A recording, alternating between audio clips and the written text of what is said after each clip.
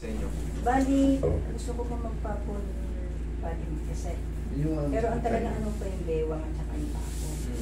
So yung nagsimula po ito nung nagmumotor kami, nadalda po yung pinakabuto ng sakit ko. Sa sa medyo Yung pinakailalim, okay. Sa may tapos pina-extray ko po yun. sa Okay tailbone. naman po. Oo. Pero ginamot ko lang po na antibiotic. Okay naman ah. Okay naman po. Kaya lang po yung ano, yung sumunod po yung 4 na beses na po akong nangamalilin po. Yun, pagbalik yan, masakit na. Hinabot ko po kasi nalaglag yung ano ng kabayo tapos yung hinabot yung plancha. Ayun. Pag tayo ng gano'n, masakit. Kaya hindi ka mailan. Araw Okay naman. Sanding mo sumasakit. Pero inano ko po yun, antibiotic. Hindi, pain reliever. Pain reliever na ba yan? Tapos bumili ko ng back support. Yun, nakasuhin din. Yung nilalagay din. Malaking bagay yan. Hindi kayo nagpa-x-ray. Kasi pwede nating makita yung disc nyo nun eh. Kumbaga, yung allowance na, no, siyempre, ako, daming base. Kumbaga, ang tagal na panahon na ako na, kumbaga, paulit-ulit na x-ray. Kaya kong tignan niya sa x-ray. Hindi naman sa ano, hindi accurate, pero makikita naman natin yan kung ano yung ano eh. Kasi yung mga magkakasunod. Yung ganito rin yun. At titignan ko dyan, kung magbabago yung position ng vertebrae or maglalapit siya. Pero pinakamahalaga dyan, pinakamaganda pala, MRI, kung talagang ano. Kasi nasisira ito. Yun yung sinasabi ni nanay na, minsan hindi ka talaga makatayo, ang sakit talaga. Sakit. Eh, dito marami nang pumasok dito ng nakatuwad pa nga eh. Sobrang sakit. Naka-letter C. Pero awa ng Diyos, kahit pa paano lumalabas na sila. Pero ano po ba yung konektado din po sa paa? Kasi, yes! ano ko, yung pulitat ko, iba yung pulitat. Ganito yan, oh. Ito yung tinatawag na ano, makukompensate. Pag sira yung disc nyo, pag gano'n yan, kaya nagtataka si mami, bakit pati yung paa ko? Pati yung paa ko, hindi naman ito tinamaan mabigat. Hindi naman ako nalaglag, hindi naman. Pero yung balakang niya sumasakit. Tignan nyo yung nervous system natin, kung saan siya pakonekta. Pag may tama ka dyan sa balakang, gawagin yan. Kaya, syempre, hindi naman yan lang ang sasakit eh. May mga muscle yan dyan na may irita. Pag napagod ka, mas lalong mas masakit. Yung pulikat ko po, iba eh. Di ba ang pulikat natin pag yung bilte, yung masakit? Yung sa akin, nagkaan siya eh. Nagganon eh. Minsan, bantay ka. Mabaluktot. Ang pakiramdam ng una, parang gumagaan yung paa ko. Tapos bigla na lang siyang pupilikatin. Tapos yung pulikat, mahapdi na masakit, mainit. Ano yan? Hindi, blood circulation, hindi makadaloy. Nagano siya, naglag siyang gano'n. Sobrang takot ko. Ginanon-ganon, tapos ginanon tumunog, nawala. Well, di mo very good, natsambahan nyo. Natsambahan ko nga. Doon sa balakang, kailangan yan lumagutok. Pero kailangan marunong din kayo. Ibalik nyo lang. Pero hindi ko po masama yung pagka nag-exercise at tumutuloy yung mga buto ko. Hindi masama yun kung tama yung posisyon. Masama lang ang paglagutok. Kunyari, nagbuhat kayo ng mabigat. May lumagutok. Masama yun. Pero kung nag-exercise kayo, ibig sabihin ng exercise, 1, 2. Kumbaga, combination. 1, 2. 1, 2. Pero kung nagbuhat kayo ng mabigat, yan na, mali yan. Exercise good lang yun. Kita nyo pag nag-exercise kayo, di sana nung naglagutukan yung ano nyo, nung buto nyo, kung mali yung exercise nyo na yun, kung mali yung ginawa nyo, wala na, lumpo na kayo. Hindi na kayo makakatayo. Hindi ka tulad nung, kunyari, di ba, yumuko kayo. Aray! Aray! Hindi nyo na may balik. Masakit. Oh, yun ang ibig sabihin mali. Kasi pag exercise, balance yan. Okay? Ibig sabihin, tama yung position nyo. Yun ang understanding. Sana malaman nyo, pagka mga combination, kunyari, 1, 2, good yan. 1, 2, 1, 2. Yan naman ang mga normal eh. Tapos, minsan, sinisipa mo natin. 1, 2. Huwag lang yung buhat ng mabigat. Oh, kasi nga good yung exercise. Tanggalin natin ba? Tsaka bakit konektado din po ba yung sapato yung lahat na yan. Nanginginit siya? Blood circulation yan nadidelay. Once na manghihina kayo, nakaramdam ba kayo ng pamamanid? Opo. Ayan, blood circulation yan. Naglilis yung supply. Kaya makakaramdam kayo ng... Ganito lang din yan, mami. Oh. Di ba alam niyo, pulsuhan to, may dumadaloy na dugo. Ganito rin yan dito, marami rin yan. Oh. Pag inipit ko yung sa pulsuhan nyo, ano mararamdaman nyo?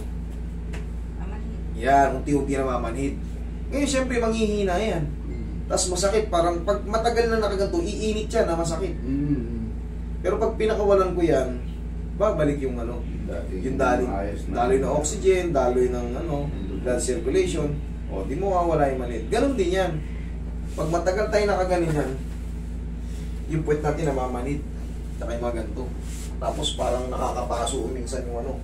Ganun yung mga lapit. Tapos yung sa likod ko, kaya ko siyang nanibis sa hindi. Hindi ko kaya. Malayo. Okay, sige. Check natin. Check natin. Hindi naman siya frozen. Baka sa mga muscle lang. Kasi ganyan din sa akin eh. Pero hindi naman ganyan kalayo. Palalapitin natin. Kasi itong kanan ko, kung ano yung dominant mo, mas malaking muscle. Iipit siya rito, tingnan mo. Oh, hindi ko may sagad. Oh, kahit ikaw mag-angat, hindi ko maabot. Pero pag dito pag ito ang nakaangat, mas malayo, mas malapit. Oh. Naaabot ko nga po yung isa-isa. Diba? Pero pag dito, lumalaban yung ano ko yung teres minor eh, itong muscle sa balikpik. Oh, kahit anong pilit ko eh, malayo. Oh. Masakit po. Pero pag ito ang nakataas, less yung muscle ng sa kaliwa, halos mag-aabot. O halos may sagad ko. Ganon din yun. Kung ano yung dominant mo, ang mahalaga dyan, pag ginanon mo, walang masakit, okay lang. Pero pag ginanon mo, aray, hanggang dito lang, hindi po pwede. Pero kung nagaganyan mo, walang masakit, may flex mo na pero yan. may time na pagka nauyukong ko yung muscle ko dito yung mga, siguro tapat. Iba naman yan. Iba naman yan. Dito naman, portion na yan. Ibang muscle yan. Sa ribs. Iba naman yan. Mga biglaang kilos lang yan. Bigla kang patagilid. Pero patatamaan natin yan. I-full reset ko kayo. Tandaan nyo, pag may pain yung kilos nyo, may mali. Pero kung wala naman, okay lang yan. Baka yung tignan nyo muna kung saan sumasabit. Baka yung muscle lang. Okay? Pero pag yun nga, kinilos nyo ng gano'n, aray! Aray, hindi abot. Masakit ka agad, huwag. Huwag nyo pilit kasi palayin nyo muna.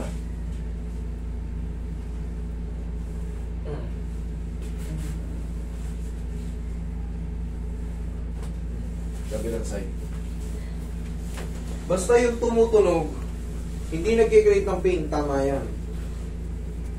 Pero pag nag-create yan, in a few seconds, aray, master, ano yun?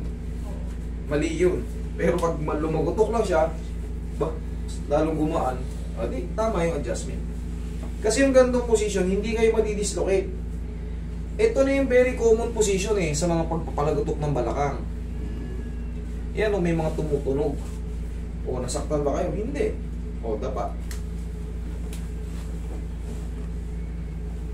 Pero yung pagbubuhat, nagbuhat kayo ng timba o yung gasol o yung mineral water, lumagutok yung balakang nyo, sigurado yan, lumpo kayo dyan. Kumbaga, iindahin yan. Kailangan nyo maibalik. Kaya ang tinuturo ko sa inyo, 1, 2, yan lang. Kayang-kaya nyo na yan. Para hindi kayo mauwi sa severe moment.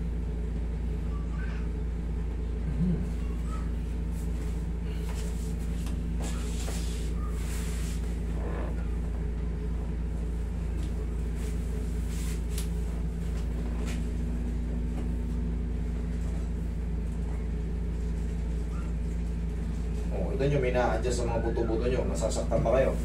Hindi, di ba? Bumabalik lang sila sa dating posisyon.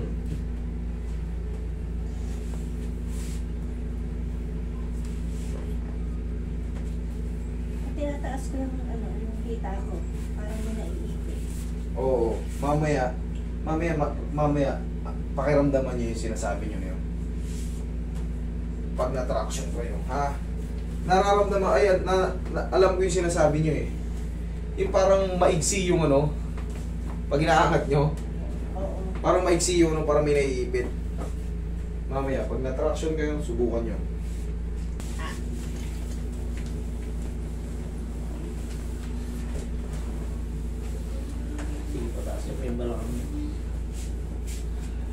Yan. Lagay sa tiyan yung kamay. Yan.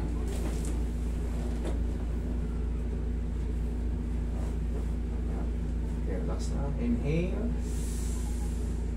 Exhale. Down. May nabaltak. May nabaltak. Dito sa side na to. Yan. Ngayon, yung ganito, itong alak-alakan, pangkaraniwan to parang maiksi. Pero hindi kagaya nung talagang mayroong alam mo may mali. Kasi pag... Pero ito na, ano na, operahan na to eh. Anong yung offer Yan niya? na, parang ano lang, sis lang. Sis lang. Wala yun. Yung mga ganito kasi, katulad yan, di na ako nakakapag-stretching, wala nang basketball. Ganyan, okay lang yan, yung parang maiksi. Pero pag inangat nyo yan, naginanyan nyo, tapos iba yung tension niya rito sa pag ganun, iba yun. Kailangan dito lang masakit, yun ang normal. Pero pag may umaabot dyan, pag ganun, that is abnormal. Yung sakit. Oo. Ngayon, subukan nyo yung angat isa. Kahit sino, angat. Angat na, mataas. Angat. At mataas. Ginaganyan ko sa gabi yan, ginaganyan. Yan, okay yan. Kaya wala naguto ko. Pero pagka sa gabi may naguto ko. Okay, wala na yan. Yung sa akin ba, kung sakali, Upo kayo. may stroke kasi ako na mild stroke ako eh, 2015. Pero Tagal na. yung kaliwa ko, hindi na siya yung katulad ng dati. Parang mas mahina na siya sa kanan. Normal lang po yun. Oo nga, pero may babalik pa ba sa dati? Hindi na.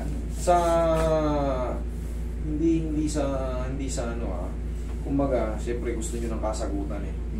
Hanggang 6 months lang po. Kung ano yung ma-recover nyo sa 6 months, yun na yun, permanent na yun. Ganon? Kaya yung iba, nakita nyo, iba, may alaga ng PT, alaga ng doktor. Inopera na yung ulo. Ganun pa rin. Sobrang yaman. So yun, wala na talaga yan. Kumbaga, hanggang 6 months lang kayo. Kung Maniwala kayo. Kung ano lang. Kung ano yung ma-recover sa 6 months, yun na po yun. Yun na yun. Kasi kung saan babalik yung lakas yun yan. Sa una, hinang-hina kayo niyan. Minsan yung salita nyo pa na ano. Naapektuhan. Kung mild lang kayo, makaka-recover kayo. Pero hindi na 100%. Pero pag talagang naputukan kayo, kahit gaano kayo kayaman, kahit alagaan kayo ng 10 PT, pag taon na yan, sabihin natin, granting na, ngayon, na-stroke kayo, nung isang taon, yumaman kayo bigla, tumama kayo sa loto, magpaalaga kayo sa 10 PT, tas 2 doktor. Tignan natin kung ano, marirecover pa. Hindi na. Kahit ano. Basta lumagpas kayo ng 6 months. So yung... Nagsi-self-heal dyan. Nagsi-self-heal dyan. Kaya, ang tulong ng PT at tulong ng therapy, siyempre, para gumaan yung ano nyo, para yung mga naninigas na mga muscle nyo at yung mga joint nyo, ma-stretch namin. Para makapag-move na maayos. Malaking tulong din yung therapist. Malaking tulong yan. Lalo kung marunong. Tapos yung mga... Yan, dun pa lang sa... Pag bago-bago ka pa lang, pasagad mo na. Kung ano yung kaya ng therapist, pasagad mo na. Pero pag lumagpas ka na ng 6 months, at alam mong ganun yung kamay mo, masakit man tanggapin, pero Yun na talaga yan. yun na talaga yun. Pero, ang diskarte naman dyan, kunyari, ako katulad ko, marunong ako dyan. Kailangan dyan, wag na kayong uulit na kumain ng dating kinakain nyo. Bawal. Kasi, meron tayo tinatawag na double stroke, triple stroke. Naka-standby na yung bad mo dyan, bad cholesterol. Nakatambay na yun dyan. May high blood ka, mataas ang sugar mo, may diabetic ka, magkakapatid na yan eh. Ngayon, pag tumaas yung cholesterol mo, hindi kayang i-accommodate ng brain nerves mo yung papasok na malagkit na dugo. Kaya sila nag-explode. Eh syempre, pag brain nerves na, mamamatay na yung ano mo dyan. Pag tinamaan ka sa kanan, patay ang kaliwa mo. Pag tinamaan ka sa kaliwa, patay ang kanan mo. Cross naman yan. Dahil dito sa mga artery rito, sa brain, nakakross yan pag ganun. Pag tinamaan ka naman sa harap, yung memorya mo, makakalimot ka. Yung iba, dito lang sa mga ano, katulad sa'yo, mild lang, very mild lang. Hindi yan pumutok, ano lang yan. Parang namanhid ka nun, nagkaroon ng pamamagalan ng konti. Pero kinakaya ng gamot yun. Nagsi-self-heal yan. Pero hindi na yan kayang ibalik pag lumagpas na ng 6 months. Pero kung talagang i-therapy ng gusto, kaya Sa naman- 6 months, Sa 6 months, kaya habulin. nakakabalik siya, pero hindi na talaga 100%. Perfect na Oo, 100%. malakas ka. Parang normal lang. Pero may ano yan. May Pectus. difference na talaga. No? Gusto mong i-din, kaso para may... Yun yung sinasabi ko eh. Kahit Yun nasabihin mo na pagpa-therapy ka. Ngayon, mami, meron pa pala sa tuhod, no? Higa ka. Nakalimutan ko. Higa ka. Yaya. Yan. Pagka pinupulikat ako, masakit yung ilagay ko. Hindi dito. Eh, syempre, pag pinulikat, masakit talaga. Pero ayusin natin. Pag pinulikat ka, kahit gaano ka nasa malambot ka na kama, pag tumigas Minsan yung muscle mo. nagkakasabay pa sila ng pulikat.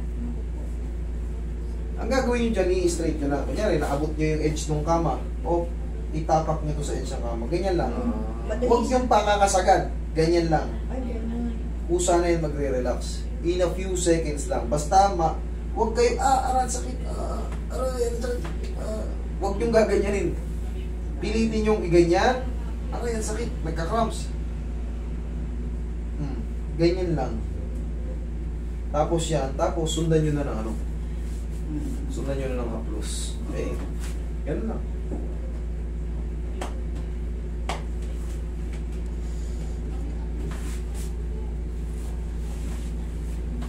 Huwag yung labanan. Ah. Inaanog lang yan. Ngayon ba, masakit pa ba siya, sir? Hindi naman. Oo, yun yun.